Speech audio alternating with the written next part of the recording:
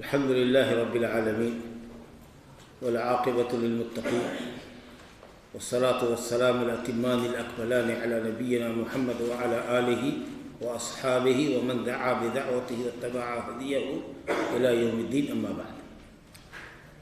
یہ جو رسالہ ہے ہمارے سامنے جو مشہور ہے مقدمہ رسالہ ابن ابی زید القیروانی، اہل العصر نام کی جو سلفی تنظیم ہے آپ حضرات کی پٹنے میں، جس کے روح رواں جناب ابو مریم اعجاز احمد صاحب ہیں، اس اہل العصر کے زیر اہتمام یہ پہلا علمی عقائدی دورہ دادر منڈی کی جامع مسجد اہل حدیث میں منعقد ہو رہا ہے.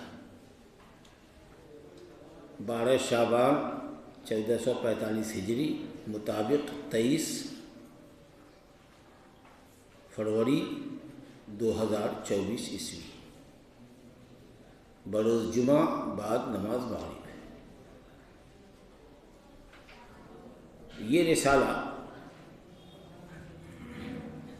مقدمہ ہے. یہ رسالہ جو ابھی ہمارے سامنے ہے یہ رسالہ نامی ایک کتاب کا مقدمہ ہے. کتاب کا نام ہی الرسالہ ہے، اور رسالہ ہمیشہ کہتے ہیں مختصر کتاب کو. چھوٹی کتاب ہو، مختصر کتاب ہو، بہت ضخیم ہو، مجلد ہو، 500,000 صفحات کی ہو تو اس کو رسالہ نہیں کہتے. مختصر کتاب ہے، اور وہ کتاب مالکی فقہ کے اندر ہے. لیکن سلف کا طریقہ تھا کہ جب وہ عملی فقہ کا ذکر کرتے تھے تو اس کے آغاز میں یا اختتام پر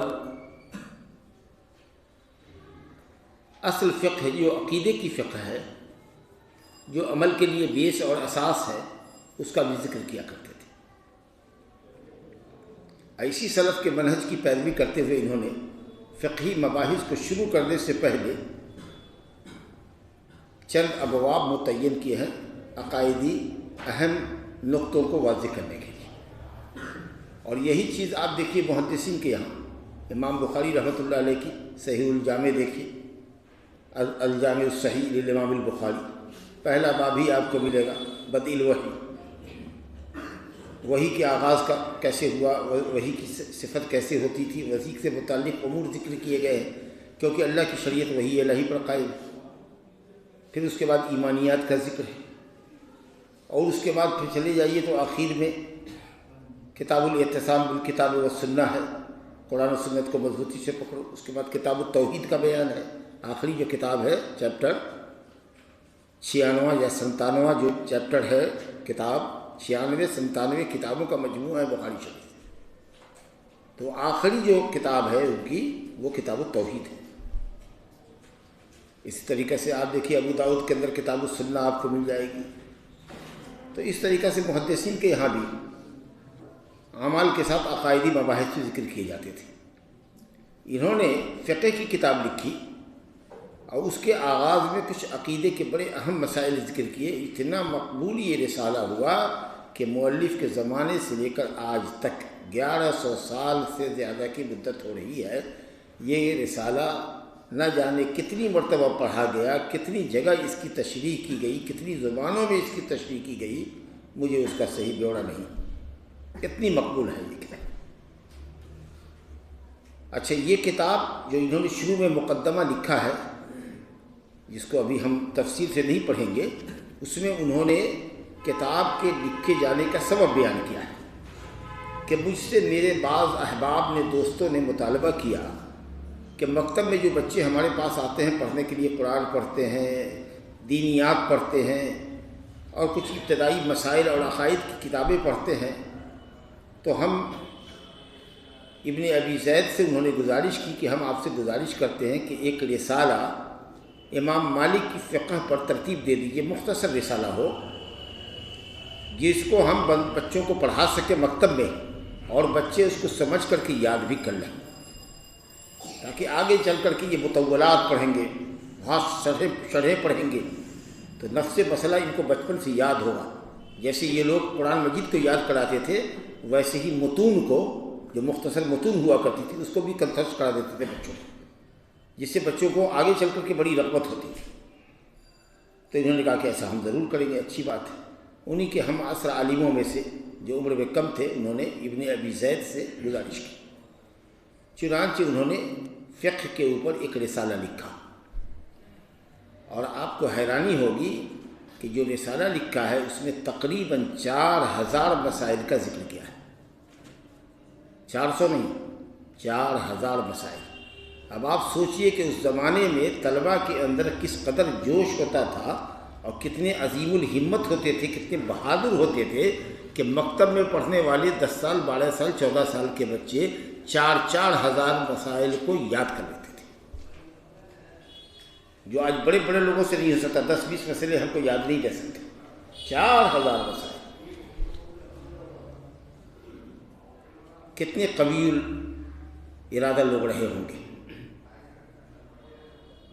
تو جب انہوں نے کتاب لکھی تو سلف کے طریقے کے مطابق انہوں نے، چونکہ کتاب فقہ میں بھی تھی، اسی لیے انہوں نے کہا کہ چلو شروع کا 1-2 باب جو ہے ہم عقیدے کے مسئلے پر لکھ دیں، تاکہ بچوں کو بھی بنیادی عقائد معلوم کرا دیے جائے اور وہ سمجھ لیں، تاکہ بالغ ہونے کے بعد ان کی عقائد صحیح رہے اور مسائل بھی ان کو معلوم رہے، تو نماز روزہ حج زکوٰۃ کی ادائیگی بھی ان کے لیے آسان ہو سکے، اور ان کا جو بیس ہے اصل میں عمل کا، عقیدہ، وہ ان کا درست رہے۔ تو اس اعتبار سے عقیدے اور عمل کے لیے، یعنی فقہ العقیدہ اور فقہ العبادات اور معاملات، دونوں پر مشتمل ایک کتاب لکھی، اس کا نام انہوں نے رسالہ رکھا۔ اور عقیدے کی جو گفتگو ہے اس کو انہوں نے مقدمے میں ذکر کیا، جو کتاب کے آغاز میں مؤلف لکھتا ہے تو اس کا ذکر کیا ہے۔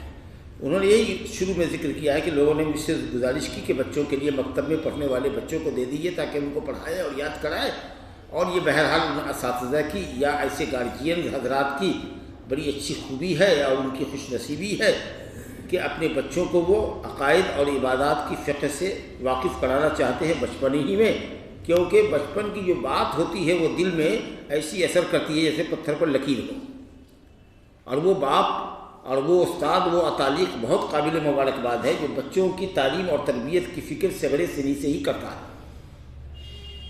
تاکہ یہ بچے بڑے ہو کر کے زیادہ عالم اور قابل ہو سکیں۔ چنانچہ میں نے ان کی اس رغبت کی تکمیل کرتے ہوئے ایک رسالہ تحریر کیا ہے، جو رسالہ آپ کے سامنے حاضر ہے۔ یہ انہوں نے شروع کی گفتگو کی ہے، اور تعلیم اور تعلم کے لیے انہوں نے جوش اور ہمت دلائی ہے طلباء کو۔ یہ ہے اس کا لکھنے کا پس منظر۔ یہ عالم 4 صدی کا عالم ہے، ابن ابی زید 4 صدی کا عالم ہے۔ 310 ہجری میں اس کی پیدائش ہوئی ہے اور 386 ہجری میں ان کی وفات ہے۔ 310-386 مطابق 992 میں پیدائش اور 996 میں انتقال۔ عیسوی سال ہے 992 سے 996، ہجری سال ہے 310 سے لے کر 386، کل عمر 76 سال پائی ہے۔ مالکی فقہ کے بڑے زبردست عالم تھے، بلکہ اپنے زمانے کے امام تھے، اور ان کی جلالت علمی کا اندازہ آپ اس بات سے لگائیے کہ اس وقت کی دنیا ان کو، مغرب کی دنیا، بلاد مغرب اندلس وغیرہ کی دنیا میں یہ امام مالک صغیر کہلاتے تھے۔ کہا یہ کہ امام مالک تو وہ تھے امام مدینہ، تو وہ امام مالک کبیر اور یہ امام مالک صغیر۔ اللہ، وہ بڑے امام مالک، یہ چھوٹا امام مالک، اتنا قابل آدمی تھا۔ بہت کم لوگ اس زمانے میں اس کے ہم پلہ آدمی تھے، فقہ اور حدیث اور ذہانت اور فطانت اور ورع اور تقوی اور فضل اور شعر شاعری اور انتہائی فصیح اللسان آدمی، فصیح الکلام آدمی، اچھی تحریر، عربی میں انتہائی اچھی تحریر، بڑی اچھی بولی فصیحانہ گفتگو کیا کرتے تھے، بہت قابل آدمی تھے۔ انہوں نے ایک کتاب لکھی النوادر والزیادات، مدونہ امام مالک کے فقہ ہے، المدونۃ الکبریٰ امام مالک کی فقہ ہے۔ اس فقہ کی انہوں نے تشریح کی ہے 100 اجزاء کے اندر، کہا جاتا ہے 100 اجزاء، اس کے علم کا اندازہ لگے. اور پھر انہوں نے مدونہ کو مختصر کیا. تو النوادر والزیادات علی المدونۃ الکبریٰ اور مختصر المدونہ، اور اسی طریقے سے ان کی یہ کتاب الرسالہ جو چھوٹے بچوں کے لیے انہوں نے فقہی مسائل پر کتاب لکھی اور شروع میں عقائد کے کچھ مباحث شامل کیے. یہ ان کی یکتائے روزگار اور شہرۂ آفاق کتابیں. اب نام ان کا کیا تھا؟ ان کا نام تھا عبداللہ، اور ان کی کنیت تھی ابو محمد. ان کے بیٹے کا نام تھا محمد، تو یہ تھے ابو محمد عبداللہ. اور باپ کا نام تھا عبد الرحمن، اور باپ کی کنیت تھی ابو زید. تو اس لیے کہا نا ابو زید کے بیٹے کا کے رسالے کا مقدمہ رسالہ ابن ابی زید، ابو زید کے بیٹے کے رسالے کا مقدمہ. تو ابو زید کے بیٹے ہیں ان کی کنیت ابو محمد عبداللہ، اور باپ کی کنیت ابو زید، اور نام اس کا عبد الرحمن. بڑا اچھا نام ہے، عبداللہ بن عبد الرحمن. تو ابو محمد عبداللہ بن ابو زید عبد الرحمن القیروانی. قیروانی کہتے ہیں کہ فارسی سے لیا گیا، کاروان سے کیروان. القیروانی لشکر کی کے اکٹھا ہونے کی جگہ کو کہتے ہیں. بہرحال یہ تونس میں، یا جو تونس کہیے، وہاں بلاد مغرب کا یہ مشہور شہر ہے. اور کہتے ہیں کہ مغربی ممالک کے اندر اسلام قیروان سے پھیلا. اس کی حیثیت وہاں پر بعض لوگوں نے کہا کہ رابع الثالث، رابع الثلاثہ، 3 بڑے شہروں کا یہ چوتھا شہر ہے. مکہ، مدینہ اور بیت المقدس کے بعد اسلام کا یہ مرکز رہا، اور یہاں سے بلاد مغرب میں، اندلس میں، افریقہ کے اندر اسلام یہی قیروان سے پھیلا، اور کئی بڑے صحابہ یہاں مدفون ہیں. تو یہ بہت تاریخی جگہ ہے قیروان، تونس کے اندر. مغربی بلاد مغرب جس کو کہتے ہیں نا، اندلس، اسپین، اسپانیہ، اسپین، اس علاقے کے اندر بر اعظم افریقہ کا ایک حصہ ہے، شمالی افریقہ کا. بہرحال تو یہ اسی سے نسبت کر کے قیروانی تونسی من علماء اہل المغرب، اہل مغرب کے علماء میں سے بڑے عالم ہیں. ابو محمد عبداللہ بن ابو زید عبد الرحمن القیروانی المغربی المولود، پیدائش کی تاریخ 310 ہجری مطابق 922 عیسوی، وفات 386 ہجری مطابق 996 عیسوی. چلیے اتنی کچھ بنیادی بات جب اس مؤلف کے تعلق سے آپ نے سمجھ لیا، اب یہاں سے ہم اصل کتاب کے اندر داخل ہوتے ہیں. تمہیدی طولانی گفتگو نہ کرتے ہوئے اصل موضوع پر آتے ہیں، اور انشاءاللہ اختصار کے ساتھ شرح کریں گے، کیونکہ زیادہ تفصیل میں جائیں گے تو پھر آپ کے ذہن سے بھی باتیں نکلتی جائیں گی. لیکن اصل عبارت کو پہلے سمجھیں، اس کے تعلق سے جو کچھ وضاحتیں ہوں گی وہ انشاءاللہ آپ کے سامنے پڑھیں گے. تو چلیے جناب ابو مریم صاحب قرأت کیجیے. بسم اللہ والحمد للہ والصلاة والسلام علی رسول اللہ وعلی آلہ وصحبہ اجمعین، اما بعد. قال الامام ابو محمد عبداللہ بن ابی زید القیروانی رحمہ اللہ تعالی وغفر له وجعل منزلته في العليين وغفر لشيخنا ولمن حضر واستمع. في باب ما تنطق به الألسنة وتعتقده الأفئدة من واجب أمور الديانات. قال رحمه الله: من ذلك الإيمان بالقلب والنطق باللسان أن الله إله واحد لا إله غيره ولا شبيه له ولا نظير له ولا ولد له ولا والد له ولا صاحبة له ولا شريك له. استمر.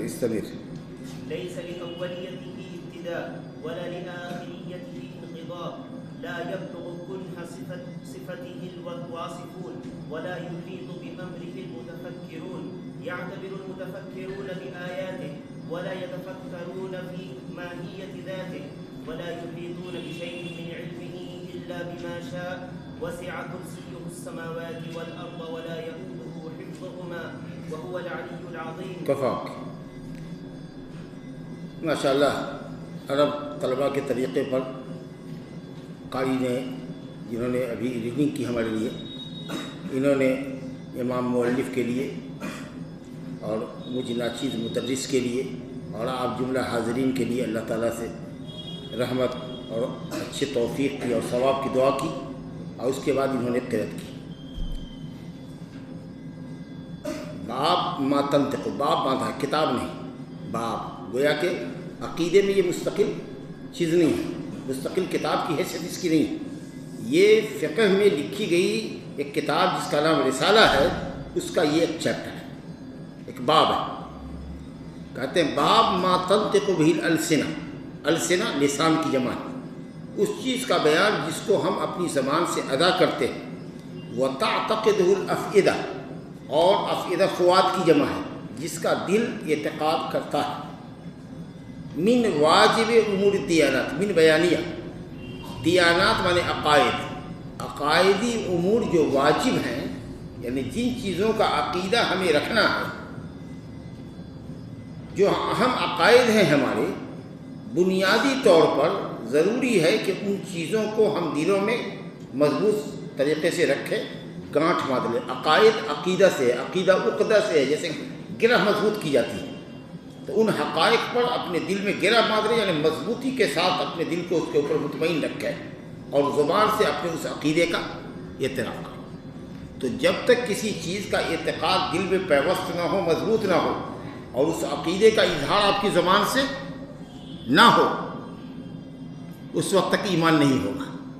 مؤلف نے یہاں پر عمل کا ذکر نہیں کیا ہے، لیکن اس کا یہ مطلب نہیں ہے کہ یہ بھی ان فقہا میں سے ہیں جو عمل کو ایمان سے خارج کرتے ہیں، جس کو مرجئیۃ الفقہا کہتے ہیں، ہم بعد میں اس کا ذکر کریں گے۔ لیکن مؤلف نے الحمدللہ ایمان کی تعریف جہاں کی ہے، وہاں پر انہوں نے لکھا ہے کہ ایمان نام ہے اعتقاد کا، قلب کے اعتقاد کا، یقین کا، زبان سے اقرار کا، اور ہاتھ اور پاؤں سے صادر ہونے والے عمل کا۔ تو جو اہل سنت کا عقیدہ ہے ایمان کے باب میں، وہی ان کا بھی عقیدہ ہے۔ بس صرف یہاں پر بنیادی طور پر یہ کہنا چاہ رہے ہیں کہ دیکھو، جو بھی چیز دیانات سے، دیانات کے معنی عقائد، جو بھی چیز ہمارے عقیدے سے تعلق رکھتی ہے، ضروری ہے ہمارا کہ ہم اس کے اوپر اپنے دل کو مضبوط کریں۔ دل میں عقیدے کے تعلق سے، ہماری بنیادی عقائد کے تعلق سے، جو عقائد قرآن اور صحیح اور صحیح سے ثابت ہے، اس کے تعلق سے ہمارے دل میں کوئی شک نہ پایا جائے، اور ہم جس عقیدے کو اپنے دل میں جگہ دیتے ہیں پورے یقین کے ساتھ، بلا شک و ریب، کسی قسم کے شک کے بغیر، ہم اس کا بڑبڑا زبان سے اظہار کریں۔ گویا کہ اعتقاد قلبی اور اقرار لسانی عقائدی امور کے اندر واجب ہے، یہ عنوان ہوا، ہیڈنگ ہوئی، بات سمجھ میں آ گئی کہ جن چیزوں کا ہم کو اعتقاد رکھنا ہے، دل میں بھی اس کے یقین پورا ہونا چاہیے، زبان سے بھی اقرار ہونا چاہیے۔ اب جو چیزیں عقائد کے اندر واجب ہیں ہم پر، ان واجب امور سے میں سب سے پہلی چیز کیا ہے؟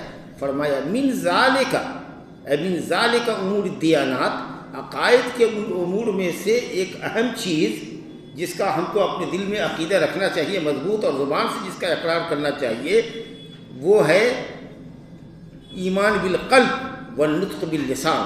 دل کے اندر ایمان ہو، تصدیق کامل ہو، ایسی تصدیق جو انسان کو عمل پر ابھارنے والی ہو، اور زبان سے اس کا نطق ہو، زبان سے ہم اس کو ادا کریں۔ ایمان جو واجب شے ہے، اس کے تعلق سے ہمارا دل پورا مطمئن ہو، دل میں یقین، تصدیق اور یقین ہو، اور زبان سے اس کا ہم اظہار کریں۔ مثلا کہتے ہیں ہم اللہ پر ایمان رکھتے ہیں، تو اللہ کے وجود پر اور اس کی توحید کی تینوں قسموں پر ہمارا دل مطمئن ہو، اور اسی طریقے سے ہم اس بات کی گواہی دیں کہ ان اللہ واحد احد فرد لم یلد ولم یولد ولم یکن لہ کفوا احد۔ جی، تو ہم دل میں ایمان رکھیں اور زبان سے اقرار کریں۔ کیا ایمان رکھنا ہے؟ اب دیکھیے، اللہ کے اوپر دل پر ہمارا ایمان ہو اور زبان سے اقرار ہو، کیا؟ لا الہ الا اللہ الہ واحد، کہ بے شک اللہ ایک معبود ہے۔ ہم میں سے ہر شخص کا ایمان اللہ کے تعلق سے یہ ہونا چاہیے جس پر ہمارا دل انتہائی مطمئن ہو، کسی قسم کا کوئی شک نہ ہو، اور زبان سے اقرار ہو کس بات کا کہ بے شک اللہ الہ واحد، ایک ہی معبود ہے۔ اللہ صرف ایک ہستی کا نام ہے جو معبود حقیقی۔ ان اللہ الہ واحد، الہ مانے معلوہ کے، الہ مانے معلوہ مانے معبود۔ جب بھی کوئی معنی کرے لا الہ کا تو کہے گا نہیں ہے کوئی معبود، نہیں ہے کوئی خالق، نہیں ہے کوئی مالک، نہیں ہے کوئی رازق، نہیں مرنے والا جنانے والا اللہ کے سوا کوئی نہیں ہے، یہ نہیں معنی کرنا ہے۔ لا الہ کا معنی ہے نہیں ہے کوئی معبود، حالانکہ معبود بہت ہے، تو معنی اب بھی صحیح نہیں ہوگا۔ لا کی جو صفت ہے وہ محذوف ہے، اسم تو موجود ہے لا الہ، لیکن صفت خبر لا نفی کا محذوف ہے۔ لا الہ حق، اللہ کے سوا کوئی حق معبود نہیں ہے الا اللہ، مگر اللہ۔ یعنی جتنے معبودان دنیا میں آپ دیکھ رہے ہیں سب کے سب باطل ہیں، اور اللہ ہی ایک الہ حق ہے، حقیقی معبود ہے۔ قرآن کہتا ہے ذالک بأن اللہ هو الحق وأن ما يدعون من دونه هو الباطل۔ یاد رکھو اللہ ہی ایک اکیلا الہ حق ہے، سچا معبود ہے، باقی اس کے علاوہ دنیا والے جس کو بھی پکارتے ہیں وہ سب کے سب باطل ہیں۔ یہ جو بنیادی عقیدہ ہے یہ کہاں سے انہوں نے لیا؟ قرآن مجید کی اسی آیت سے، وَإِلَٰهُكُمْ إِلَٰهٌ وَاحِدٌ لَا إِلَٰهَ إِلَّا هُوَ الرَّحْمَٰنُ الرَّحِيمُ۔ الہکم الہ واحد، تم سب کا معبود ایک معبود ہے۔ لا الہ الا هو الرحمن الرحیم، نہیں ہے کوئی معبود سچا مگر وہی جو رحمان اور رحیم۔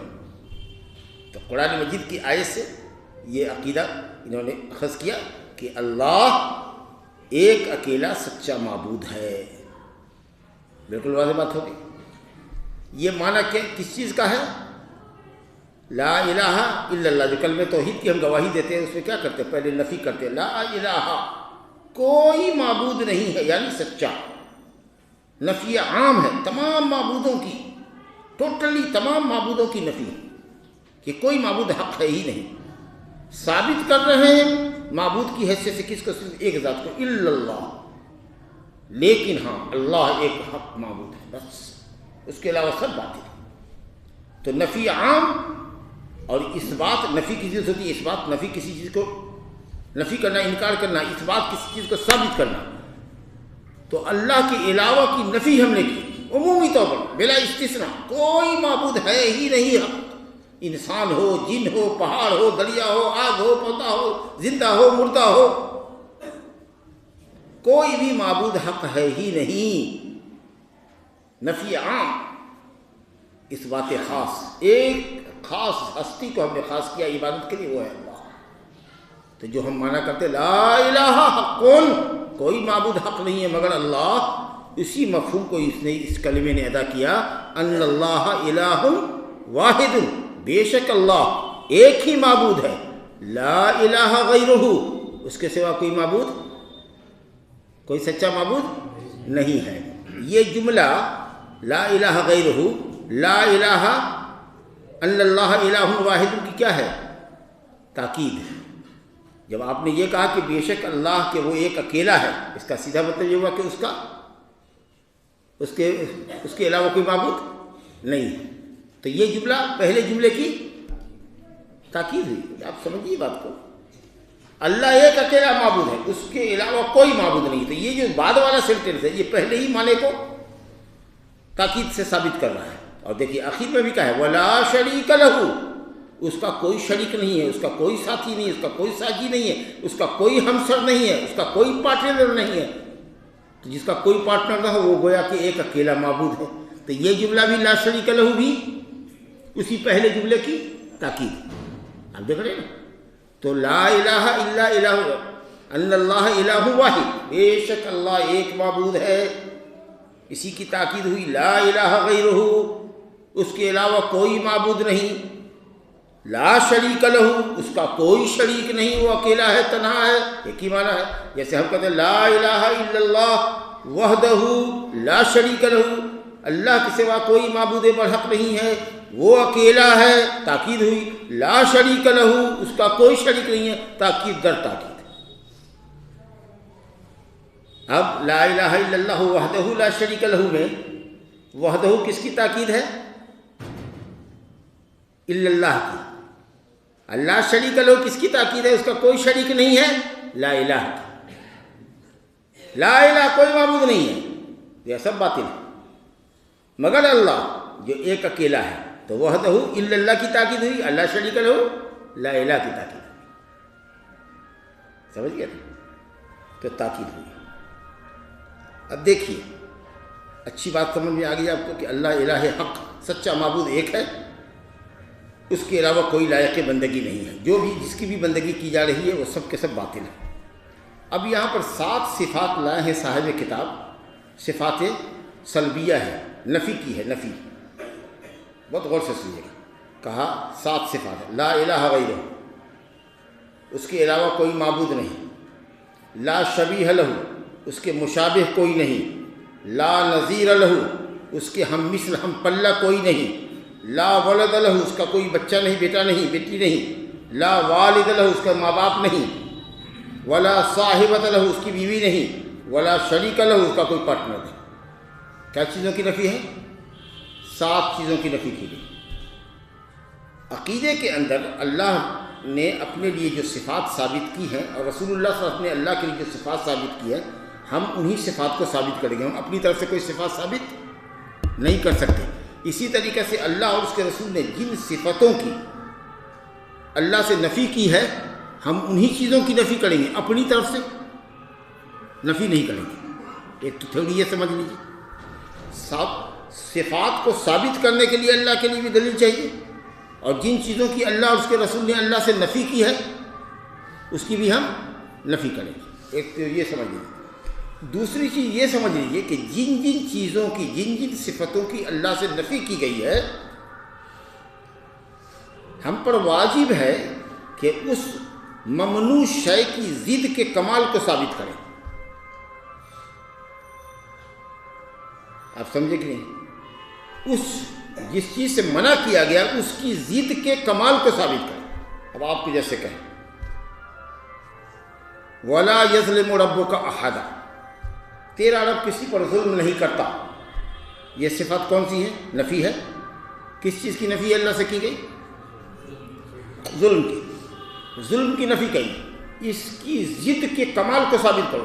ظلم کی ضد کیا ہے؟ عدل، عدل کے کمال کو ثابت کرو۔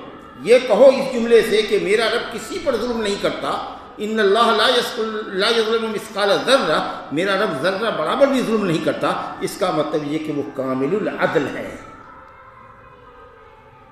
جس چیز کی ہم نفی کریں گے، قرآن حدیث نے جس صفت کی اللہ سے نفی کی ہے، ہم اس نفی کو تو کرتے ہیں نفی، لیکن اس کے ضد کے کمال کو ثابت بھی کرتے ہیں۔ یہی ہے اللہ تعالیٰ کی صفت منفیہ۔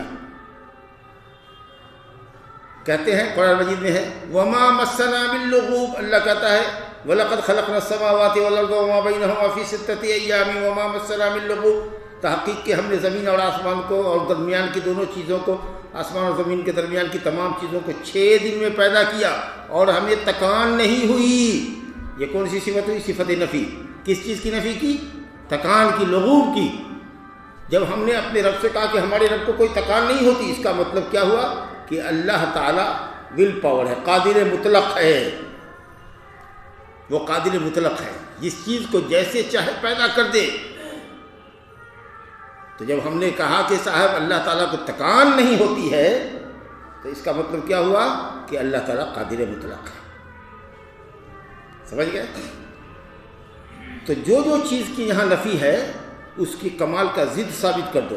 اگر کہتے ہو لا الہ غیرہ، اس کے سوا کوئی معبود نہیں ہے، تو کیا ثابت ہوا کہ معبود اکیلا اللہ ہی ہے جو لائق بندگی۔ جب ہم نے کہا لا شبیہ لہ، اس کے کوئی مشابہ نہیں ہے، اس کا مطلب ہے کہ وہ یگانہ و یکتا ہے۔ لا نظیر لہ، اس کا کوئی ہم پلہ نہیں ہے، اس کا کوئی ہمسر نہیں ہے۔ قرآن نے کہا وَلَمْ يَكُنْ لَهُ كُفُوًا أَحَدٌ، کوئی اس کے برابر کا نہیں ہے، ہمسر نہیں ہے۔ اس کا مطلب کیا ہوا کہ وہ اکیلا ہے، بے نیاز ہے، سب اس کے محتاج ہیں، وہ کسی کا محتاج نہیں ہے۔ کہا گیا وَلَا وَلَدَ لَهُ وَلَا وَالِدَ لَهُ، اس کو اولاد نہیں ہے، بیٹا بیٹی نہیں ہے، جیسے کہ یہود کہتے تھے کہ عزیر اللہ کا بیٹا ہے، نصارہ کہتے ہیں ملعون کہ حضرت عیسیٰ ابن مریم اللہ کا بیٹا ہے، اور کفار مشرکین کہتے تھے کہ فرشتے اللہ کی بیٹیاں ہیں۔ اللہ کہتا ہے مَتَّخَذَ اللَّهُ مِن وَلَدٍ مَتَّخَذَ اللَّهُ مِن وَلَدٍ وَمَا كَانَ مَعَهُ مِنْ إِلَٰهٍ لَمْ يَتَّخِذْ وَلَدًا وَلَمْ يَكُنْ لَهُ شَرِيكٌ فِي الْمُلْكِ وَلَمْ يَكُنْ لَهُ وَلِيٌّ مِّنَ الذِّلِّ وَكَبِّرْهُ تَكْبِيرًا وَقَالُوا اتَّخَذَ اللَّهُ وَلَدًا سُبْحَانَهُ لَهُ مَا فِي السَّمَاوَاتِ وَالْأَرْضِ كُلٌّ لَهُ قَانِتُونَ۔ لوگ کہتے ہیں کہ اللہ کی اولاد ہے، اللہ نے اولاد مقرر کی، وہ اولاد دے کے کیا کرے گا؟ اس کے لیے تو پورے کائنات ہی ہے، آسمان اور زمین کی ملکیت اور بادشاہت تو اسی کی ہے، وہ بچوں کو کیوں محتاج ہوگا؟ وہ تو قادر مطلق ہے، وہ غنی حمید ہے۔ جب ہم کہتے ہیں اولاد نہیں ہے، ماں باپ نہیں ہے، شریک نہیں ہے، پارٹنر نہیں ہے، کسی کا وہ محتاج نہیں ہے، اس کا مطلب یہ کہ اللہ بے نیاز ہے، اکیلا ہے، فلفل ہے، ایور گرین ہے، ول پاور ہے، اس کو کسی چیز کی کوئی ضرورت نہیں ہے۔ تو یہ جتنی صفات ہیں جن کی ہم نے نفی کی ہے، یہ سب الحمدللہ قرآن سے ثابت ہے۔ لم یلد ولم یولد، نہ اس کو اولاد ہے نہ اس کو باپ ہے، ہو گیا۔ وَلَمْ يَكُنْ لَهُ كُفُوًا أَحَدٌ، اس کا کوئی نظیر نہیں ہے۔ لَيْسَ كَمِثْلِهِ شَيْءٌ، اللہ کے مثل کوئی چیز نہیں ہے۔ مَتَّخَذَ اللَّهُ صَاحِبَةً وَلَا وَلَدًا، اللہ کو بیوی بچہ نہیں ہے۔ جنوں کے تعلق سے اللہ نے کہا وَأَنَّهُ تَعَالَى جَدُّ رَبِّنَا مَتَّخَذَ صَاحِبَةً وَلَا وَلَدًا، ہمارے رب کی بزرگی بہت بلند ہے، اس نے اپنے لیے بیوی نہیں مقرر کی، اس نے اولاد اپنے لیے مقرر نہیں کی۔ جن جن چیزوں کی نفی کی انہوں نے، سب کو دیکھو قرآن نے ثابت کیا، اور سب کا مطلب یہ ہے کہ اللہ تعالیٰ سب سے بے نیاز ہے، قادر مطلق ہے، وہ کسی کا محتاج نہیں، وہ صمد ہے، ساری مخلوق اپنی اپنی حاجتوں میں اس کا قصد کرتی ہے، وہ کسی کا قصد نہیں کرتا، وہ ایک احد ہے، صمد ہے، بے نیاز ہے۔ یہ تمام اچھے معانی کو ثابت کرنے کے لیے یہ نفی آئی۔ جو لوگ منطق فلسفہ والے علم کلام والے ہیں، ان کے یہاں صرف نفی مجرد ہوتی ہے۔ نفی مجرد بجتے ہو ایسی نفی جس کی ضد ثابت نہ کی جائے، جس کی ضد میں کمال نہ ہو، جس کی ضد میں کمال نہ ہو۔ جیسے کہ یہ کہیے فلانا چور نہیں ہے، فلانا ٹھگ نہیں ہے، فلانا بے ایمان نہیں ہے، فلانا جھوٹا نہیں ہے، فلانا یہ نہیں ہے، فلانا وہ نہیں ہے، گناتے چلے جاؤ 10 منٹ تک، تو پوچھنے والا پوچھے گا کہ آخر فلانا کیا ہے، فلاں کیا ہے، یہ تو بولو۔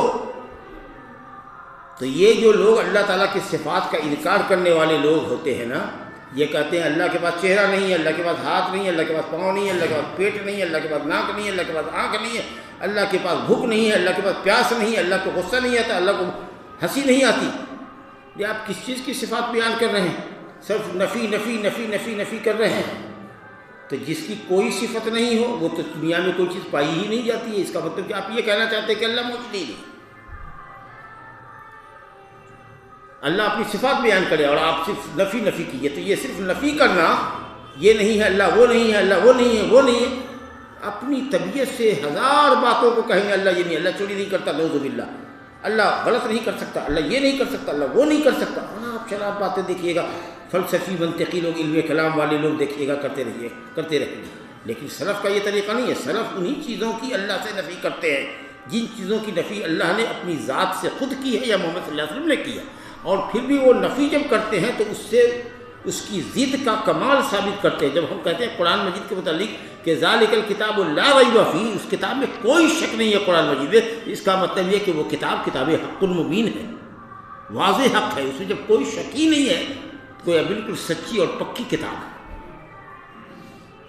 تو صرف نفی مجرد تعریف نہیں ہوتی، کہیے کہ فلانا چور نہیں، فلانا بے ایمان نہیں، فلانا یہ نہیں، فلانا وہ نہیں، یہ تعریف نہیں ہے۔ کہیے گا فلانا بہت ایماندار ہے، فلانا سچا ہے، فلانا امانت دار ہے، فلانا ایسا ہے، فلاں ایسا ہے، فلاں ایسا ہے، یہ تعریف ہوگی۔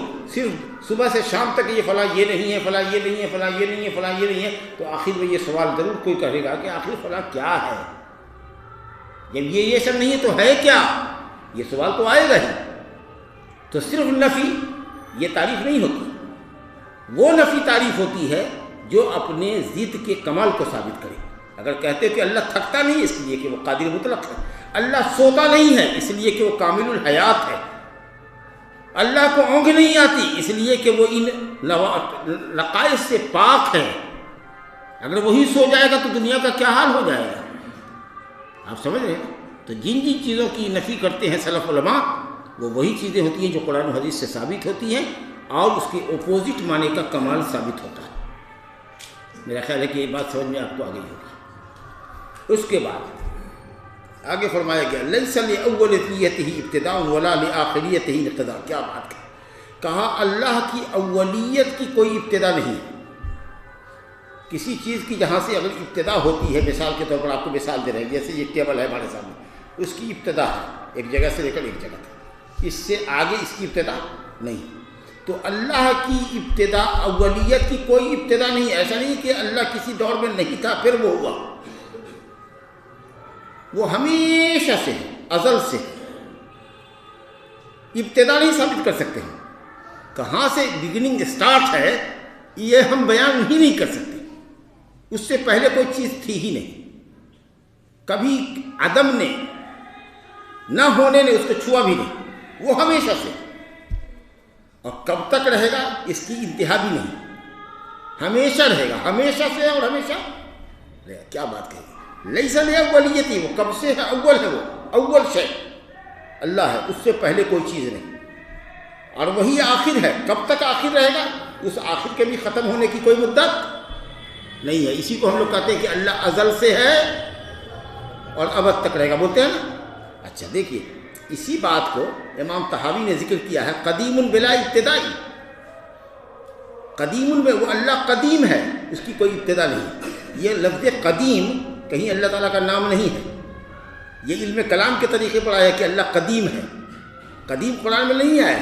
یہ ٹھیک ہے کہ اللہ تعالیٰ کتنا پرانا ہے، اس کی اولیت کی کوئی ابتدا ہی نہیں ہے، لیکن یہ اہل کلام لکھتے ہیں قدیم، علماء سلف لکھتے ہیں اول. اور یہ قرآن مجید کی آیت سے هو الاول والآخر والظاہر والباطن وهو بكل شيء علیم. اللہ اول ہے، اللہ آخر ہے. اول وہی ہے، اس سے پہلے کوئی چیز نہ تھی، کوئی چیز اول نہ تھی. اور اول اللہ آخر ہے کہ اس کے بعد کوئی چیز نہیں. اور اللہ ظاہر ہے، یعنی سب کے اوپر ہے، غالب ہے، اس کے اوپر کوئی چیز نہیں.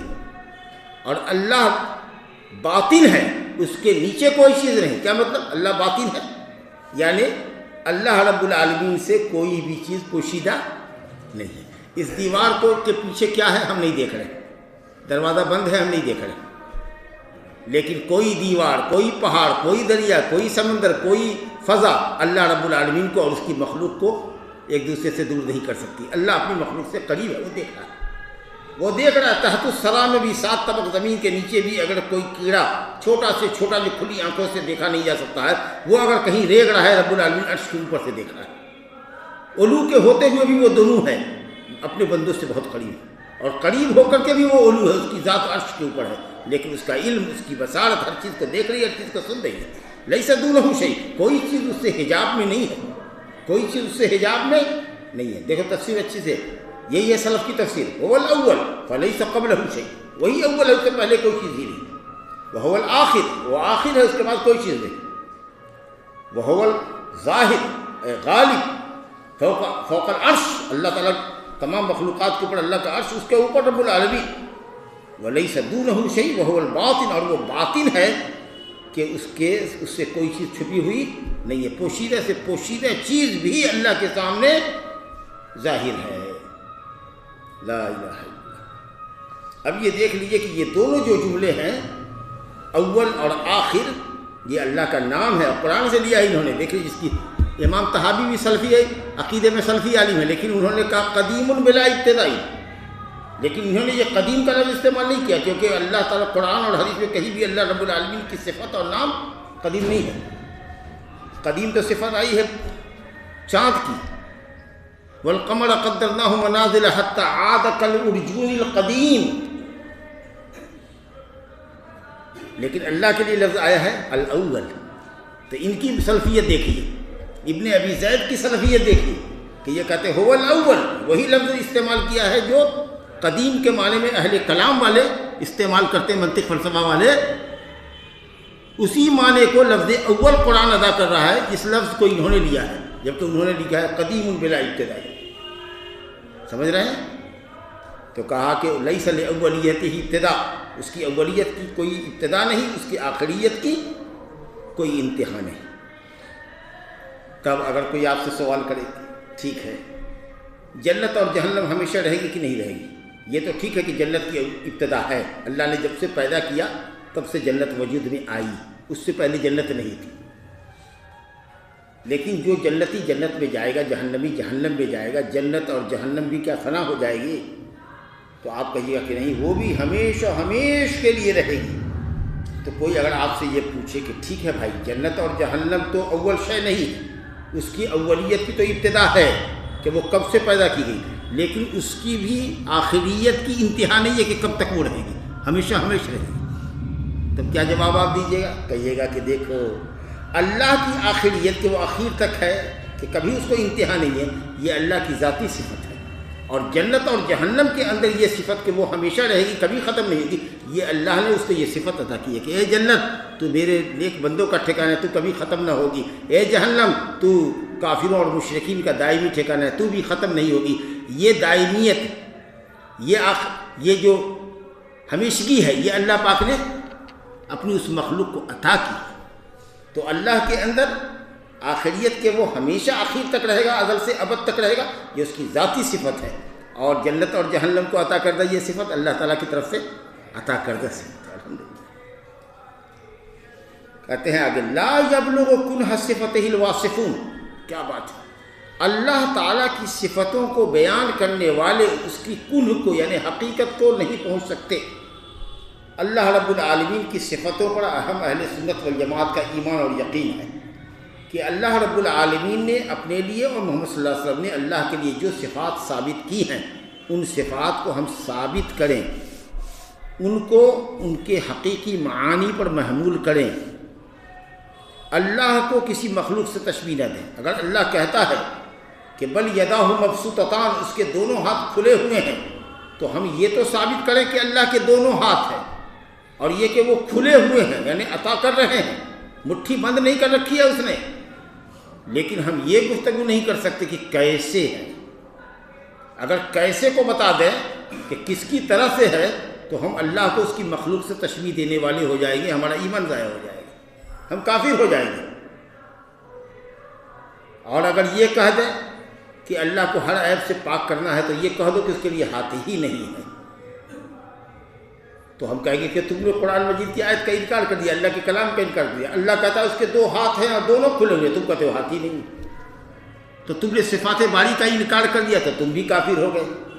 تو ہم اہل سنت والجماعت کا عقیدہ یہ ہے کہ اللہ اور رسول نے جو صفات ثابت کی ہیں اللہ کے لیے، ان صفتوں کو ثابت کریں بلا تشریح، اور اللہ کو کہیں کہ وہ ہر عیب و نقص سے پاک ہے، لیکن اس کی صفتوں کا انکار نہ کریں، کیونکہ اگر ہم انکار کر دیں گے کہ اس کے اندر کوئی صفت نہیں ہے، تو اس کو ہم تشبیہ دے دیں گے ایسی شے سے جس کا وجود ہی نہیں، کیونکہ دنیا میں جس شے کی کوئی صفت نہ ہو وہ صفت پائی نہیں جا سکتی۔ آپ لوگ عقل والے ہیں، دنیا میں کوئی ایسی چیز بتا دیجیے کہ کہیے کہ یہ چیز ہے، اور ہم آپ سے پوچھیں کہ کیسی ہے، تو آپ کہیں نہیں، کیسا نہیں جان سکتے، کچھ نہیں، اس کی کوئی صفت ہی نہیں ہے، کیسا کہ نہیں، اس کی کوئی صفت ہی نہیں، ایک شے تو ہے لیکن صفت ہے ہی نہیں، کیسا کو چھوڑیے۔ تو ہم کہیں گے دنیا میں ایسی کوئی چیز ہو ہی نہیں سکتی جس کی کوئی صفت نہ ہو، اور اللہ جو کائنات کا چلانے والا ہے، خالق و رازق، کہ اس کی صفات نہ ہو۔ یہ جو اہل سنت والجماعت کا عقیدہ ہے، اس بات بلا تمثیل، کہ اللہ کے لیے ناموں اور صفتوں کو ثابت کرو بغیر مثال دیے ہوئے، اور اللہ رب العالمین کے ناموں کو ثابت کرو،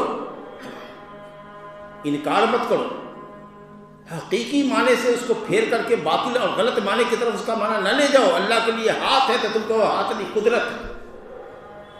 اللہ اترتا ہے، یہ اس کی صفت فعلیہ ہے کہ اللہ اترتا ہے، تو تم کو اللہ نہیں اترتا، اس کی رحمت اترتی ہے، یہ تم کیا تعبیر کر رہے ہو؟ تو یہ دو عقیدہ ہے، ایک ہے مشبہہ جو اللہ کی صفت کو مخلوق سے تشبیہ دیتے ہیں، اور ایک ہے معطلہ، اللہ کی صفتوں کا انکار کرتے ہیں۔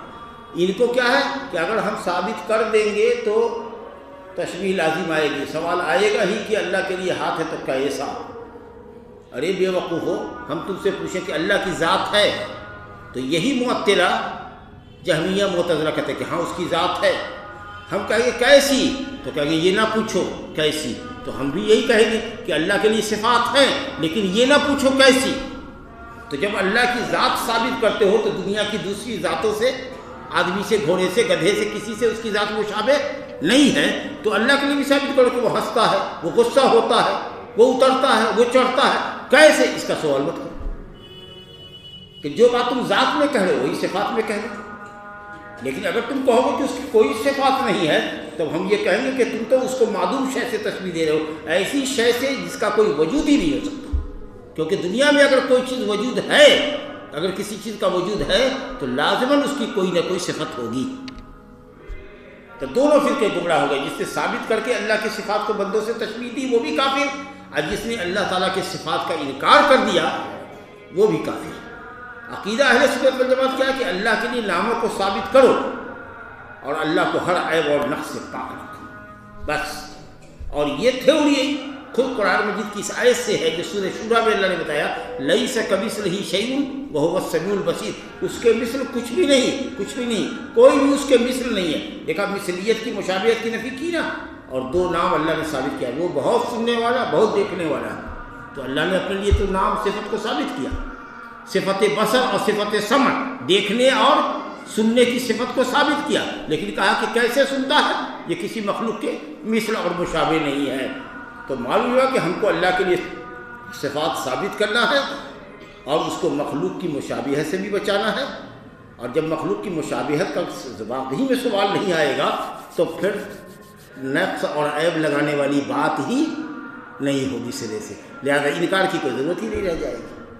تو یہی کہتے ہیں کہ اللہ تعالیٰ کی صفتوں کو بیان کرنے والے اس کی صفتوں کی حقیقت کو یعنی کیفیت کو نہیں سمجھ سکتے۔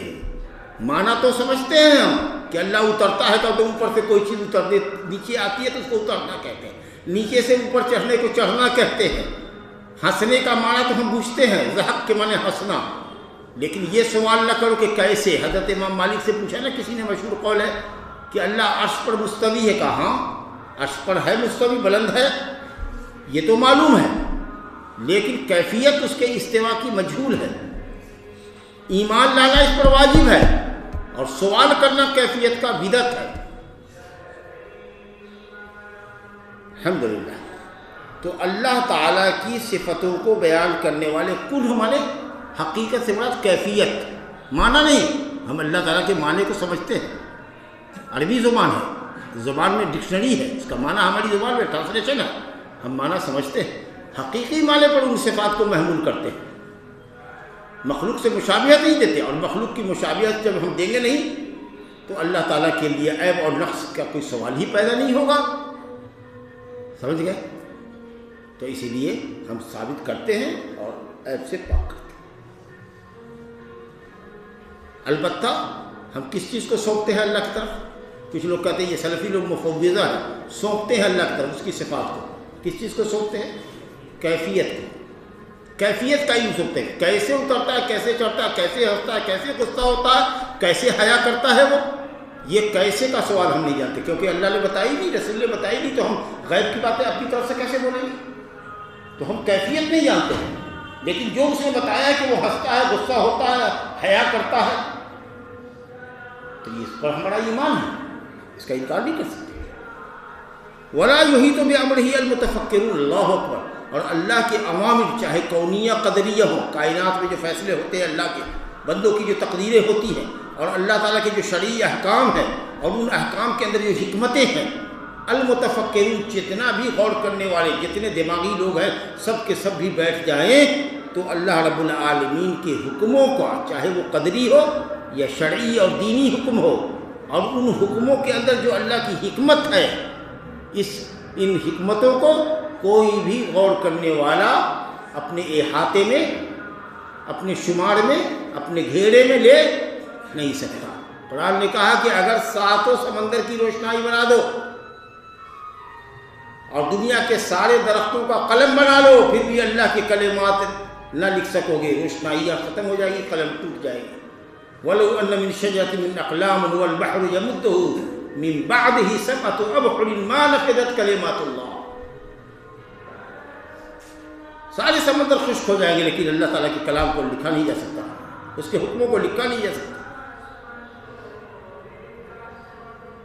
یعتبر المتفکرون بآیاتہ، لیکن ہاں غور و خوض کرنے والے، اللہ کی آیتوں میں غور و خوض کرنے والے، آیات سے مراد آیت قرآنیہ جو پڑھنے کی ہے قرآن میں، اور آیت کونیہ جو کائنات میں پھیلی ہوئی ہیں، چاند سورج ستارے مریخ وغیرہ، آسمان اور زمین، پہاڑ مائنس سمندر وغیرہ، ان کے اندر جو آپ زولوجی پڑھتے ہیں اور فزکس پڑھتے ہیں اور کیمسٹری پڑھتے ہیں اور بایولوجی پڑھتے ہیں اور دنیا کے جو علوم پڑھتے ہیں، اس کے اندر جو حکمتیں ہوتی ہیں، آدمی ان حکمتوں کو سمجھ کر کے، یا قرآن مجید کی آیات اور احادیث کے احکام کی حکمتوں کو سمجھ کر، جو علماء آپ کے سامنے حکمت بیان کرتے ہیں، آدمی کے ایمان میں اضافہ ہوتا ہے۔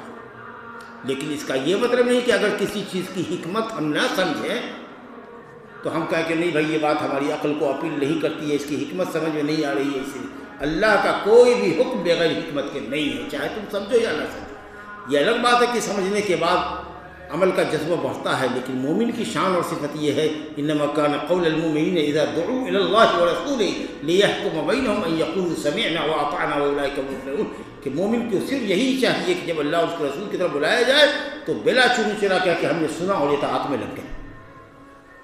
تو فرمایا کہ اللہ کی صفتوں کو بیان کرنے والے اللہ کی صفات کی کیفیات اور حقیقت کو نہیں جان سکتے، اور اللہ کے اوامر کونیہ و قدریہ اور دینیہ و شرعیہ اور اس کے اندر پوشیدہ حکمتوں کو غور و خوض کرنے والے بھی اس کا احاطہ نہیں کر سکتے۔ یعتبر المتفکرون بآیاتہ، اللہ کی آیتوں میں غور و خوض کرنے والے عبرت حاصل کرتے ہیں۔ ولا یتفکرون فی ماہیت، لکھا ہے ماہیت ذاتہ، اللہ کی ذات کی حقیقت میں وہ غور نہیں کرتے۔ ہم کو حق نہیں ہے کہ ہم اللہ کی ذات اور اس کی صفات کی حقیقت اور کیفیت میں غور کریں۔ اس کی ذات کیسی ہے، اس کی آنکھ کیسی ہے، اس کے ہاتھ کیسے ہیں، اللہ کے لیے کتنے قدم ہے۔ اب یضع ربنا تبارک و تعالی قدمہ فی النار، اللہ اپنے قدم کو جہنم میں رکھے گا۔ کیفیت کے تعلق سے کیوں بحث کرتے ہو، کیسا قدم ہوگا؟ ہاتھ ہے اس کے، کیسے بحث کرتے ہو تم؟ اس کے لیے انگلی ہے، ایک انگلی پر وہ زمین رکھے گا، ایک انگلی پر پہاڑ رکھے گا، ایک انگلی پر ساری کائنات رکھے گا، ایک انگلی پر یہ، ایک انگلی پر پوری کائنات، اس کی 5 انگلیوں کا ذکر ہے، وہ انگلیوں پر لائے گا۔ یحزہن حزا، اور خوب زور سے اس کو جھنجھوڑے گا۔ اللہ کیا بتایا آپ کو؟ کوئی بتا سکتے ہیں؟ عقل کی رسائی ہو سکتی ہے وہاں تک کہ سارے آسمان، پورے 7 آسمان کو اللہ رب العالمین ایک انگلی پر لے لے، پوری زمین کو، پہاڑ وغیرہ سب کو ایک انگلی پہ لے لے، پورے سمندر کو ایک انگلی پر لے لے، پوری مٹی کو ایک انگلی پر لے لے؟ لا الہ الا اللہ۔ کون سی کیفیت اور کون سی حقیقت کی بات آپ کریں گے، اور کہاں سے آپ کو یہ علم ہوگا؟ کیا صحابہ نے پوچھا کہ اللہ کے نبی بتائیے اللہ کا ہاتھ کیسا ہے، اس کا پاؤں کیسا ہے، اس کی آنکھ کیسی ہے، وہ کیسے ہنستا ہے؟ یہ کبھی سوال کیا آپ کو؟ کیسے یہ سوال سوچا؟ شیطان نے یہ سکھایا، معلم آپ کا شیطان تھا۔ ہر چیز کو آپ نے اپنی عقل کی کسوٹی پر اللہ کو بھی سمجھا، اپنی جو عقل کی رسائی ہے اس سے سمجھا آپ نے۔ اب اللہ کی صفات کو بندوں کی صفات پر قیاس کیا تو لگا کہ بندے سے اگر تشبیہ دے دیں گے تو اللہ کے اندر عیب اور نقص لازم ہوگا، چلو انکار ہی کر دیتے۔ لا الہ الا اللہ۔ تو اللہ رب العالمین کی ذات کی حقیقتوں کو کوئی غور نہ کرے، کیونکہ یہ غور کرنے کی چیز نہیں ہے۔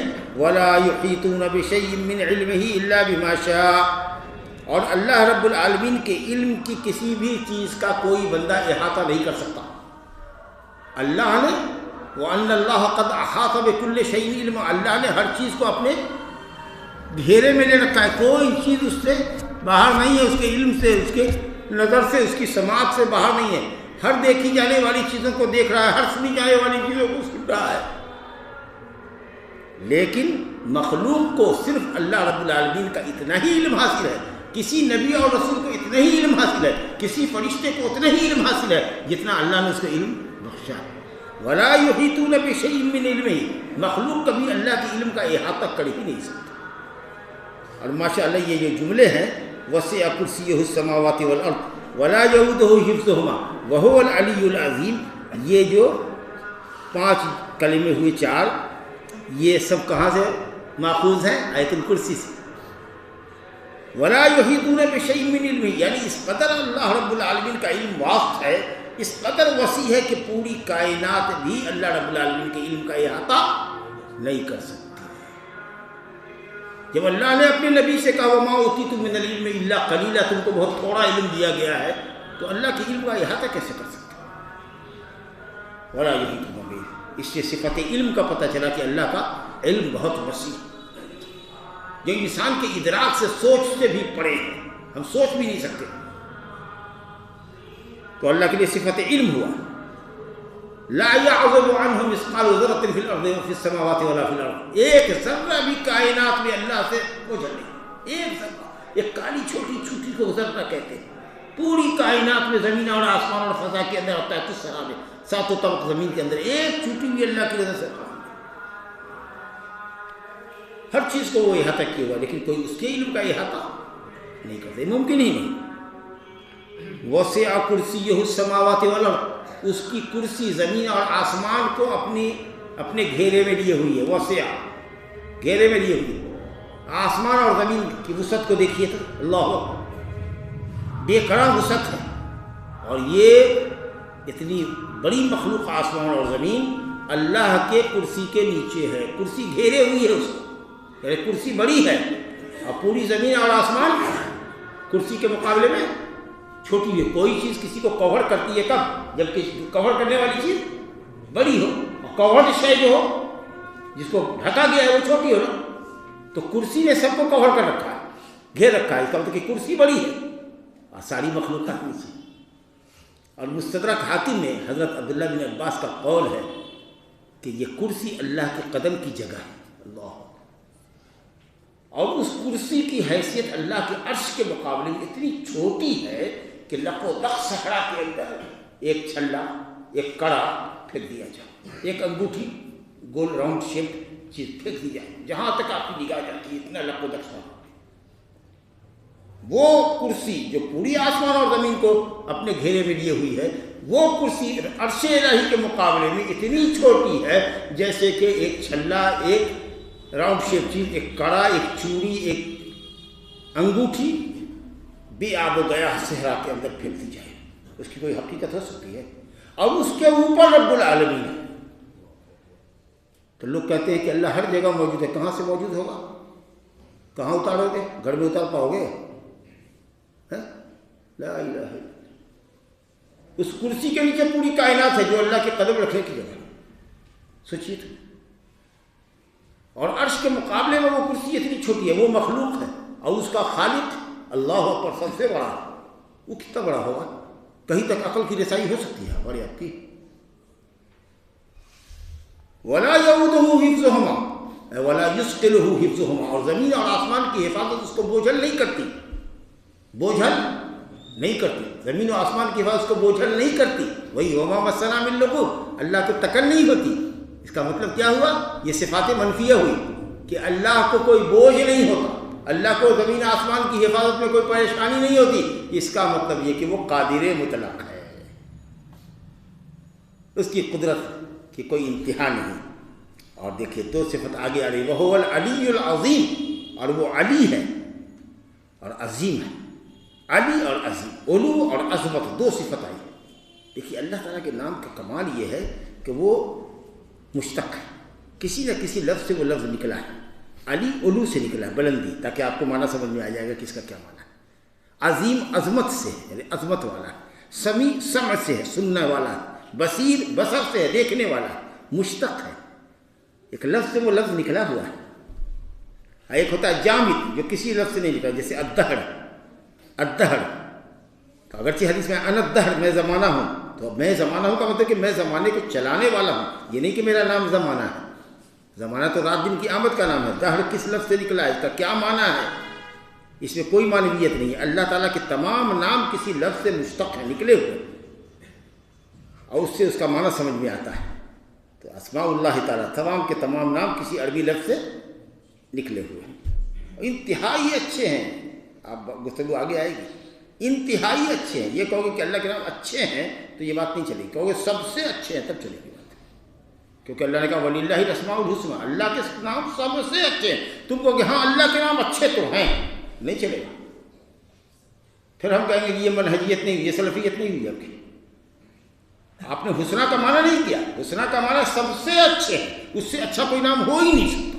اللہ کی صفات سب سے بلند و بالا ہے, صرف بلند و بالا نہیں, سب سے بلند و بالا ہے. اس سے بڑھ کر کوئی صفت نہیں ہو سکتی, اس سے زیادہ صفت کمال سے کوئی متصف ہو نہیں سکتا, اس سے زیادہ صفت نقص سے پاک اور پوتر منزہ اور مقدس کوئی ہو نہیں سکتا. اور اللہ تعالیٰ علی ہے, بلند ہے. کس اعتبار سے؟ لوگ کہے گا عزت کے اعتبار سے اور حکم کے اعتبار سے. لیکن جو لوگ کہتے ہیں کہ اللہ ہر جگہ موجود ہے, وہ تو کہتے ہیں کہ اللہ کے لیے علو ثابت نہیں کرے گی. لیکن ہم سلفیوں کا عقیدہ کیا ہے؟ صحابہ کا, تابعین کا, ائمہ سلف کا, امام ابو حنیفہ کا, شافعی کا, مالک کا, احمد ابن حنبل کا, قیروانی کا, سب کا کیا عقیدہ ہے؟ امام بخاری کا, مسلم کا, ابو داؤد کا, نسائی کا, ترمذی کا, ابن تیمیہ کا, ابن القیم کا, صنعانی کا, شوکانی کا, محمد بن وہاب رحمۃ اللہ علیہ کا, اس سب کا کیا عقیدہ ہے؟ اور ان کے بیٹوں کا کیا عقیدہ ہے؟ کہ اللہ تعالیٰ اپنی ذات سے بھی بلند ہے, عرش کے اوپر ہے. اس کی ذات عرش کے اوپر ہے, اس کا علم ہر جگہ موجود ہے, اس کی نظر ہر جگہ موجود ہے, اس کی سمع ہر جگہ موجود ہے. وہ ہر چیز کو سنتا ہے, ہر چیز کو دیکھتا ہے, ہر چیز کو جانتا ہے. احاط بکل شیء علما, وہ یسمع و یرا, وہ سنتا ہے, وہ دیکھتا ہے. سبحان اللہ, سبحان اللہ. قد سمع اللہ قول التي تجادلك في زوجها وتشتكي الى الله والله يسمع تحاوركما ان اللہ سمیع علیم. سمع تحاورکما فی الماضی, یسمع تحاورکما, سنتا ہے فی المضارع. اور اللہ سمیع ہے, ماضی بھی سمع, مضارع بھی یسمع و سمیع. فی الماضی, مضارع اور مصدر تینوں آیا ہے, نام بھی آیا ہے. جی حضرت عائشہ کہتی ہے سبحان اللہ, میں گھر میں موجود ہوں نبی صلی اللہ علیہ وسلم کے پاس, تو وہ جو عورت شکایت کرنے کے لیے اپنے شوہر کی آئی, اس کی بعض باتیں مجھے سمجھ میں آئی, بعض نہیں سمجھ میں آئی. کیا کہا اس نے نہیں سنا, لیکن واہ رے اللہ تو سبع سماوات فوق سبع سماوات, عرش کے اوپر ہو کر کے بھی تم اس عورت کی بات کو سن لیا تمہیں, اور کہہ رہا ہے کہ اللہ نے سن لیا جو اس عورت نے کہا اپنے شوہر کے تعلق سے. واللہ یسمع تحاورکما, اللہ آپ دونوں کی گفتگو کو, جو پھسکا پھسکی ہو رہی تھی آپس کی, جو آہستہ آہستہ کی گفتگو تھی, اللہ اس کو سن رہا تھا, کیونکہ اللہ بہت سننے والا ہے. تو اللہ اپنی ذات سے سب سے اوپر, عرش کے اوپر. اللہ اپنے قدر و مقام کے اعتبار سے سب سے اوپر, اور اللہ اپنے قہر و غلبہ کے اعتبار سے بھی, اپنے حکم کے اعتبار سے بھی سب سے اوپر. تو علو کی تین قسم, علو ذات, علو قدر منزلت, اور علو قہر. علو قہر کہ غلبہ, واللہ غالب علی امرہ, اس کے حکم کو کوئی توڑ نہیں سکتا, ٹال نہیں سکتا. اور عظیم, وہ عظیم فعیل کے مطلب بہت بڑا. علی جو ہے اللہ کا نام ہے, پہلے علی آتا ہے, اس کی صفت قرآن مجید میں دیکھیے تین جگہ تین طرح سے آئی. العلی العظیم, العلی الکبیر, ان اللہ کان علی کبیر, سورۃ النساء میں علی کی صفت کبیر آئی ہے. اور علی کی صفت حکیم آئی ہے, انہ علی حکیم, سورۃ شورى میں انہ علی حکیم. تو علی کی صفت حکیم نام آئی ہے. اللہ علی ہے اور حکیم ہے, یہ دونوں نام ہوئے اللہ کے. اللہ علی ہے, کبیر ہے, العلی الکبیر, العلی نام ہے اللہ کا, الکبیر نام ہے اللہ کا. اور اسی طریقے سے اللہ کا نام العلی ہے, العظیم. دیکھا نا یہاں سورہ اس میں آیت الکرسی میں هو العلی العظیم, سورہ نساء میں ان اللہ کان علی کبیرا, اور سورہ شورى میں انہ علی حکیم. عظیم, کبیر, حکیم, یہ تین صفت ہے. بس علی قرآن مجید میں جہاں جہاں ہے یہی تینوں صفت سے متصل. ایک گفتگو اور تھوڑی سی صفت اللہ تعالیٰ کی بتا کر کے موضوع بدلے گا, تو میں قاری سے کہتا ہوں کہ 2 سطر کی عبارت اور پڑھیں. قال رحمه الله العالم الكبير المدبر القدير السميع البصير العلي الكبير وأنه فوق عرشه المجيد بذاته وهو في كل مكان بعلمه. ما شاء اللہ, کیا سلفی عقیدہ ہے. کہا اللہ عالم ہے, خبیر ہے. پہلے عالم کی صفت آتی ہے, اس کے بعد خبیر کی صفت آتی ہے. علیم الخبیر, علیم الخبیر دونوں ایک ہی معنی میں. بعض علماء نے کہا کہ علیم مطلق ہے اور خبیر صرف پوشیدہ باتوں کے جاننے والے کو کہا. تو اللہ ظاہر باطن کو جانتا ہے, اسپیشلی خبیر. سمجھا کہ جو کن اور دقائق کو جانتا ہو، پوشیدہ امور کو جانتا ہو، تو اللہ علیم ہے، خبیر ہے۔ علیم خبیر، یہ جو مؤلف نے ذکر کیا العالم الخبیر، یہ العالم کہیں لفظ نہیں آیا ہے، ان اللہ کان عالم الخبیر نہیں آیا ہے قرآن میں، ان اللہ علیم خبیر، علیم الخبیر آیا ہے۔ تو یہاں مؤلف سے تھوڑا ڈیفر کریں گے ہم کہ العالم الخبیر نہیں ہے، العلیم الخبیر یہ ہونا چاہیے۔ بعض نسخوں میں، بعض مقدمے میں العلیم الخبیر ہے، وہ صحیح ہے۔ یہ جو ہمارے پاس نسخہ ہے العالم الخبیر، یہ عالم اللہ کا نام نہیں ہے، جہاں بھی عالم کا لفظ آیا ہے تو اضافت کے ساتھ آیا ہے، عالم الغیب والشہادہ، قل اللہم مالک الملک، اسی طریقہ سے عالم الغیب والشہادہ، تو عالم کا لفظ اضافت کے ساتھ آیا ہے، لیکن نام ہے اللہ کا علیم، بہت زیادہ جاننے والا، بہت زیادہ خبر رکھنے والا، علیم الخبیر۔ اسی طریقہ سے المدبر القدیر، مدبر کہیں اللہ کا نام نہیں آیا، یہ صفت ہے، یدبر الامر، یدبر الامر، اللہ تعالیٰ معاملات کی تدبیر کرتا ہے، تو تدبیر کرنا یہ اللہ تعالیٰ کی صفت ہے، صفت فعلیہ، اس کا فعل ہے یہ، آپ سمجھ رہے ہیں۔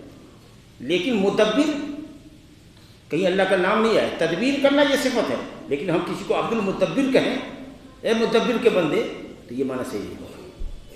تو یہ تدبیر، مدبر جو ہے یہ صفت ہے، یہ نام نہیں ہے۔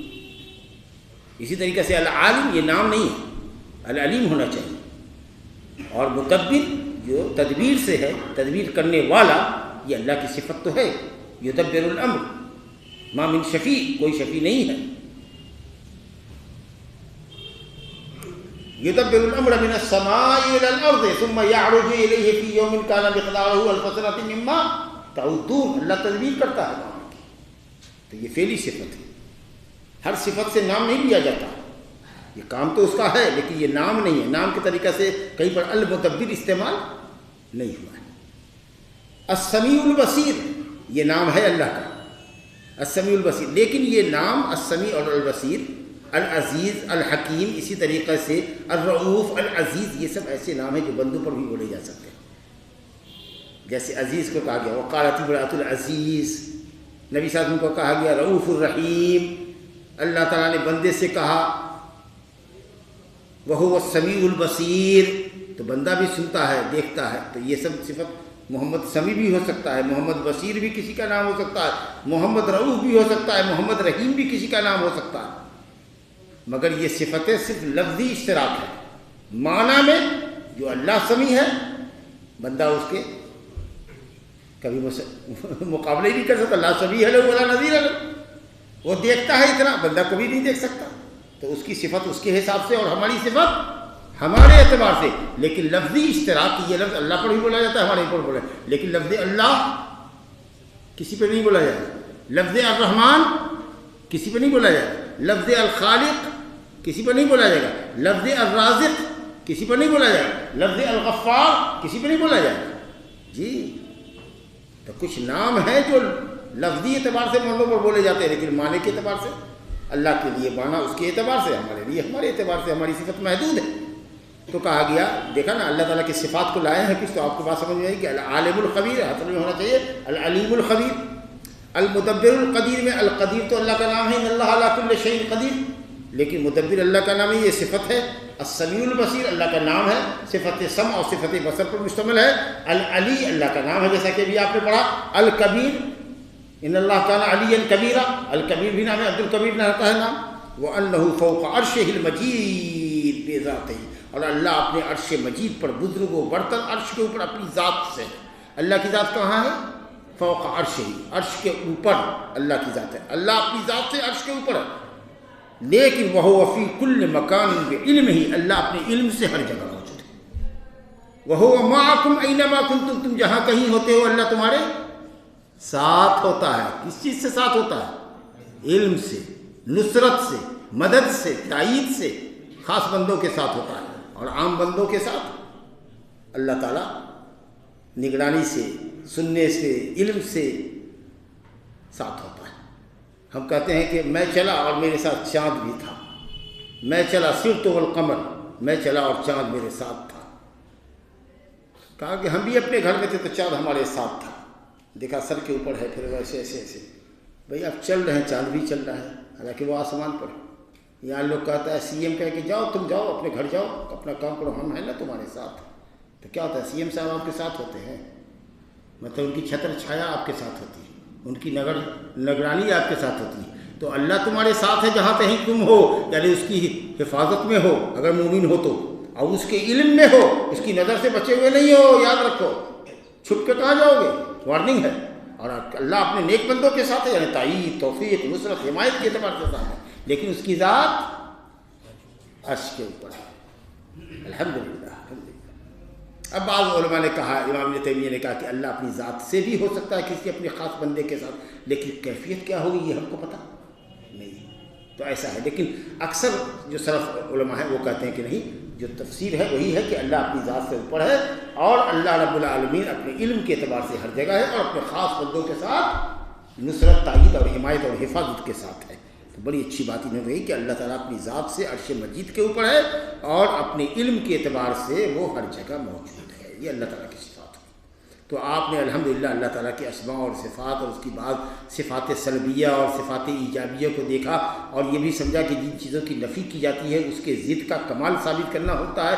اور پہلی جملے میں آپ نے سمجھا کہ اللہ الہ واحد، بے شک اللہ ایک ہی معبود ہے، وہی سچا معبود ہے، اس کے علاوہ عبادت کسی کا حق نہیں ہے. اسی لیے اس نے مخلوق کو پیدا کیا ہے، وما خلقت الجن والانس الا لیعبدون. اور تمام انبیاء اور رسول کو اللہ نے اسی لیے بھیجا، وما ارسلنا من قبلک من رسول الا نوحی الیہ انہ لا الہ الا انا فاعبدون. تمام آسمان کی کتاب، آسمانی کتابیں، انبیاء، ساری مخلوق اللہ کی توحید کے لیے پیدا کی ہے. تو جس توحید کا انہوں نے ذکر کیا ہے وہ اللہ رب العالمین کی توحید الوہیت تھی. اس کے بعد توحید الاسماء والصفات کا ذکر کیا.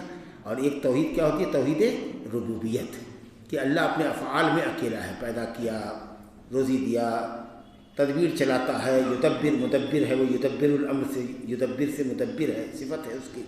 تو یہ توحید ربوبیت ہے نا. توحید کی تین قسم جانتے ہیں نا آپ لوگ؟ توحید الوہیت اللہ کو اس کی بندگی میں اکیلا جانا، توحید ربوبیت اللہ کو اس کے کاموں میں اکیلا جانا، اللہ جو کام کرتا ہے اس میں وہ اکیلا ہے. اور اللہ تعالیٰ کے ناموں اور صفتوں کے اعتبار سے اس کو اکیلا جاننے کا مطلب یہ ہے کہ اللہ کے نام جیسے کسی کے نام نہیں، صفات کسی کے نہیں، جو نام صفات ثابت ہیں ان کو ثابت کرنا ہے اور اس کی کوئی تشبیہ کسی سے نہیں دینی ہے. تو عقیدہ اہل سنت والجماعت اسماء و صفات میں کیا ہوا، آگے پھر آئے گی یہ گفتگو، کہ اللہ تعالیٰ کے لیے ناموں اور صفتوں کو ثابت کرنا ہے بلا تشبیہ اور تمثیل کے، اور اللہ کو ہر عیب و نقص سے پاک کرنا ہے، لیکن ناموں اور صفتوں کا انکار کر کے نہیں.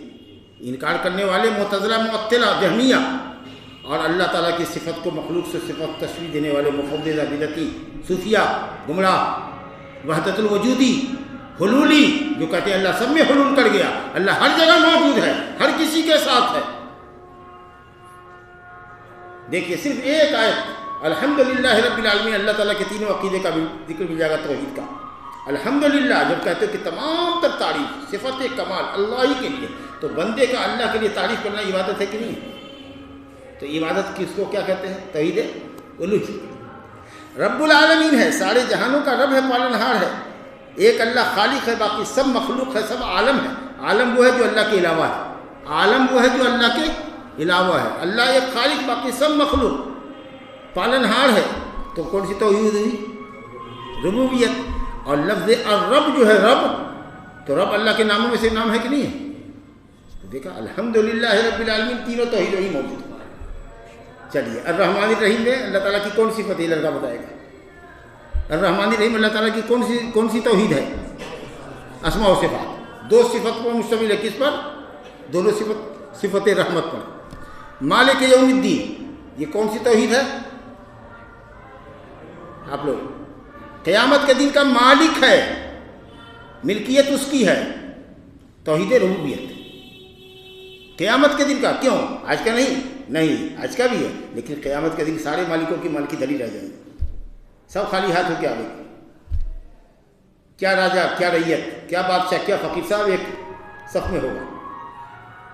ایاک نعبد و ایاک نستعین، اللہ تیری ہی عبادت کرتے ہیں تو اسی سے مدد چاہتے ہیں. یہ کون سی توحید ہوئی؟ الوہیت، عبادت اللہ کے لیے، استعانت مدد بھی اللہ سے.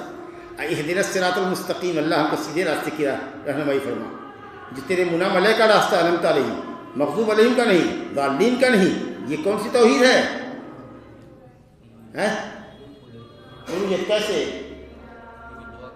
کیونکہ دعا ہے اور دعا ہو لے عبادت، دعا ہی تو اصل عبادت ہے۔ ماشاء اللہ تبارک اللہ۔ تو کوئی کہتا ہے کہ کیسے آپ لوگ توحید کی 3 قسم کرتے ہیں بھائی، کہاں سے لے آئے؟ کہیے گا قرآن اور حدیث کی آیتوں کو دیکھ کر کے، حدیثوں کو دیکھ کر لگتا ہے کہ اللہ نے اپنی وحدانیت کو انہی 3 طریقے سے ثابت کیا ہے کہ عبادت کا وہ اکیلا مستحق ہے، اور یہ کہ اب جو کرتا ہے کائنات میں جو کچھ اس نے کیا ہے، پیدا کرنا، روزی دینا، مارنا، گرانا، یہ وہ جو بھی کرتا ہے وہ اللہ تعالیٰ، اس میں بھی وہ اکیلا ہے، اور اپنے ناموں اور صفتوں کے اعتبار سے بھی وہ یگانہ و یکتا ہے۔ لیس کمثلہ شیء وہو السمیع البصیر۔ ھذا وباللہ التوفیق، وصلی اللہ علی نبینا محمد وعلی آلہ وصحبہ اجمعین۔